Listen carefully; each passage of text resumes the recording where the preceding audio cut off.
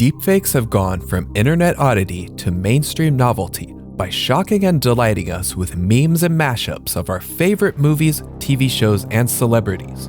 Combining the skills of both a video editor and a programmer, the most believable deepfakes can take days, weeks, and even months to perfect.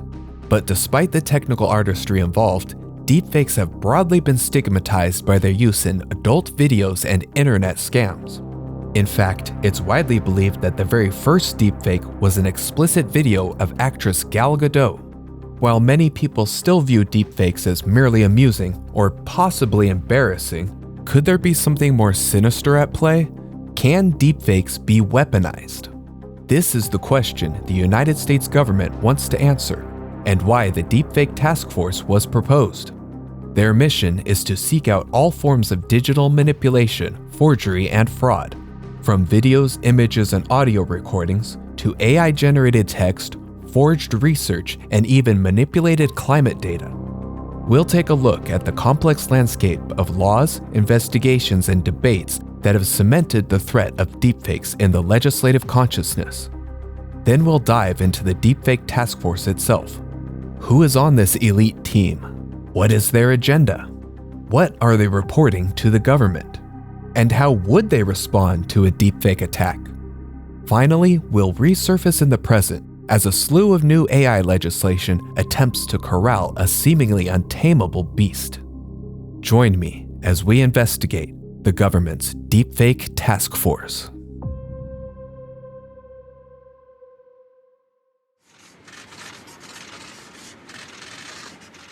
July 12th, 2018, 4 days before then-President Donald Trump is scheduled to meet with Vladimir Putin in Helsinki, Senator Marco Rubio addresses Congress about the strategic threats posed by Russia and China. He raises the possibility of Putin influencing elections of neighboring states by targeting his political opponents with deepfakes.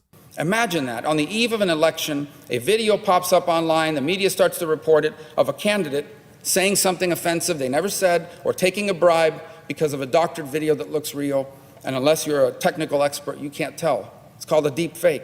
They're not that hard to make. This is the first mention of deepfakes in the United States Congress. Over the next few weeks, Rubio would continue to sound the alarm about deepfakes, always couched in the looming specter of Russian aggression. This all sounds fantastic. It all sounds exaggerated. It all sounds hyperbolic. The capability to do all of this is real. It exists now. The willingness exists now. All that is missing is the execution, and we are not ready for it. In September of 2018, Representatives Schiff, Murphy, and Curbelo delivered a letter to the Director of National Intelligence requesting a report to Congress on the implications of deepfake technology.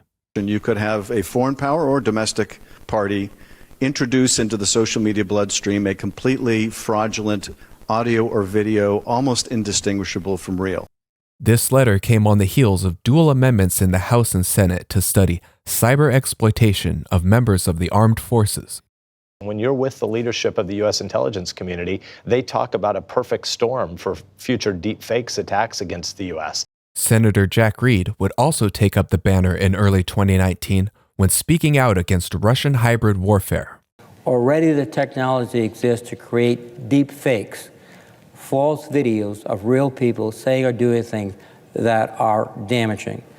A few days later, Director of National Intelligence Dan Coats, along with top members of the armed forces, appeared before the Senate Intelligence Committee to relay the agency's worldwide threat assessment.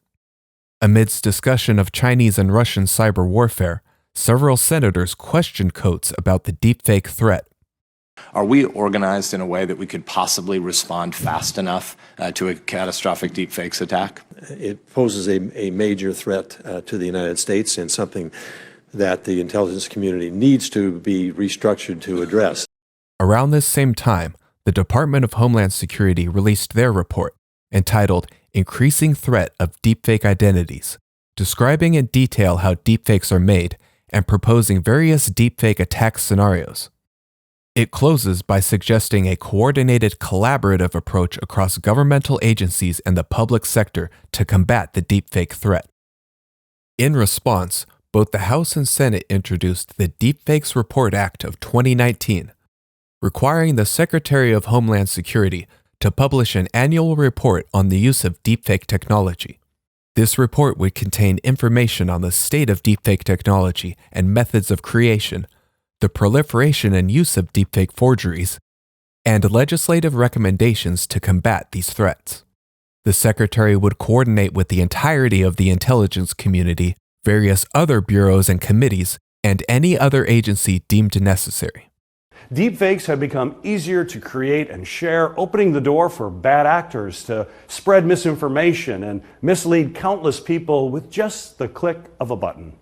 Later that year, the National Defense Authorization Act of 2020 was introduced. Buried deep inside this document, we find Section 5709, entitled Report on Deepfake Technology, Foreign Weaponization of Deepfakes, and Related Notifications. This section requires the Director of National Intelligence to report on the potential national security impacts of machine-manipulated media, commonly known as deepfakes. In particular, this report would focus on the abilities of Russia and China to produce and detect deepfakes, and suggest possible future attack scenarios along with appropriate governmental and civilian countermeasures. A yearly report would be delivered to Congress by the DNI in coordination with other governmental agencies. The act was signed into law in December of 2019. This is the thickness. Can you believe that? Meanwhile, a completely unrelated and unassuming bill was making its way to the Senate floor. A draft of the United States-Mexico Economic Partnership Act was introduced to deepen economic cooperation between the U.S. and Mexico. I believe the economic muscle and might of the 21st century will reside in the Western Hemisphere. Now you're probably asking yourself, what does this have to do with deepfakes? Well, the country, along with the entire world, was about to change forever. After 4 tumultuous years in power, Donald Trump has just become the first president in U.S. history to be impeached twice. By the beginning of 2021, the United States was fully embroiled in political and economic upheaval, and 3 new deepfake laws had been passed in quick succession.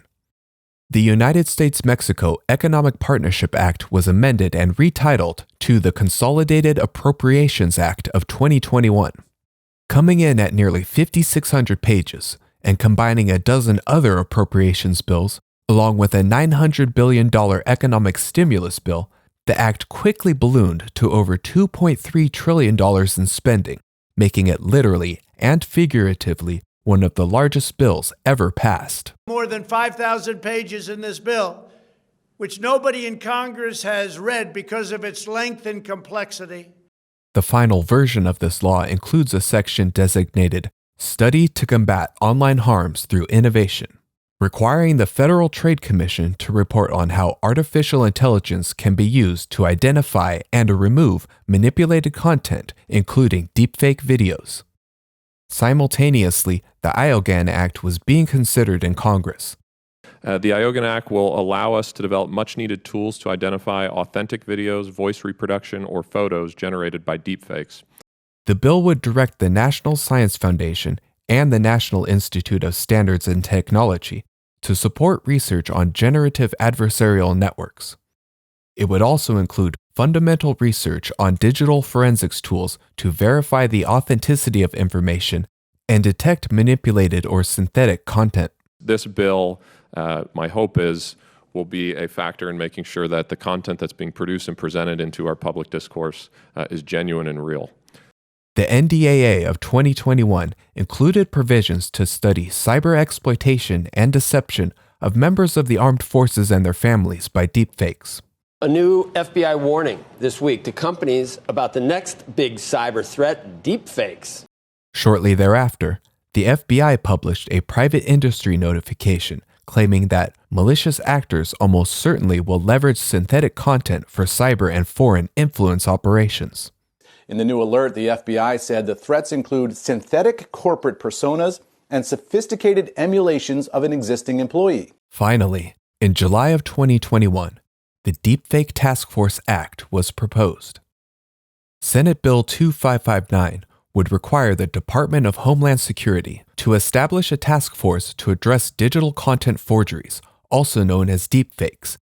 Consisting of 12 members, the group would be chaired by the Department of Homeland Security and the Office of Science and Technology Policy, along with 2 additional federal employees and 8 experts in artificial intelligence, media manipulation, digital forensics, cybersecurity, and cryptography. Together, they would develop a coordinated plan to reduce the spread and impact of deepfakes, suggest public-private partnerships to fight disinformation, and propose a national strategy to address the threat of digital content forgeries. This would include new standards and technologies to track the history of digital content across hardware, software, and internet platforms. The Congressional Budget Office estimates the program would cost $3 million over a period of 5 years, during which time the task force would submit 2 reports to Congress before dissolving their affiliation. China spends over $10 billion annually in state-sponsored disinformation operations, $10 billion annually. Interestingly, the NDAA of 2022 makes no mention of deepfakes, despite the FTC, DHS, and FBI warnings.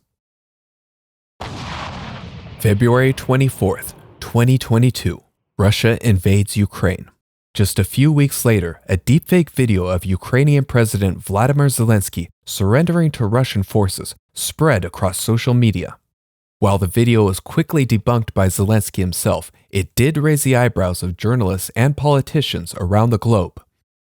Finally, in June of that year, the FTC delivered their report to Congress.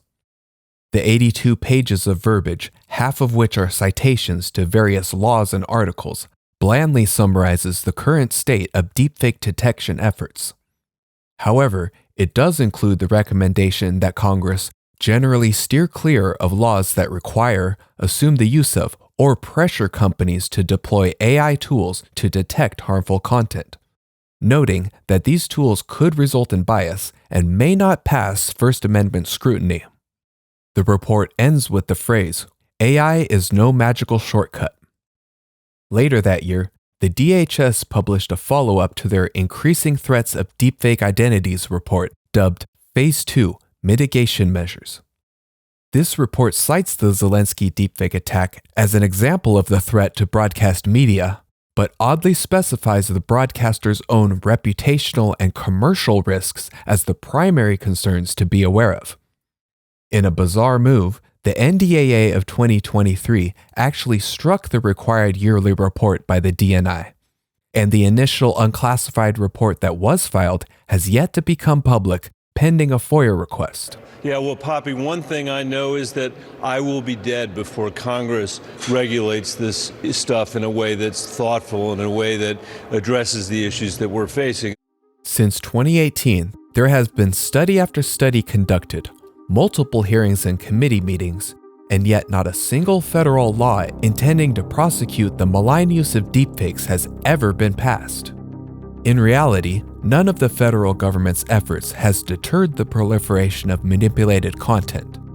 And with the advent of generative AI, deepfakes are easier to make and more accessible than ever before. Still, the government remains highly invested in stopping deepfakes. Right now, there are multiple bills working their way through the House and Senate. Going forward, it's likely that deepfake laws will fall under the umbrella of AI legislation. We saw this in President Biden's executive order on artificial intelligence, where he mentions researching tools to authenticate content and detect synthetic media. And Vice President Kamala Harris spoke about the visions and principles that guide America's work on AI. AI is kind of a fancy thing. It's, first of all, it's 2 letters. It means artificial intelligence. So, whatever happened to the Deepfake Task Force? Did they submit their report to Congress? Did they jump into action in response to the Zelensky attack? Did they finally put an end to the scourge of deepfakes? Well, that bill, like so many before it, never actually became law.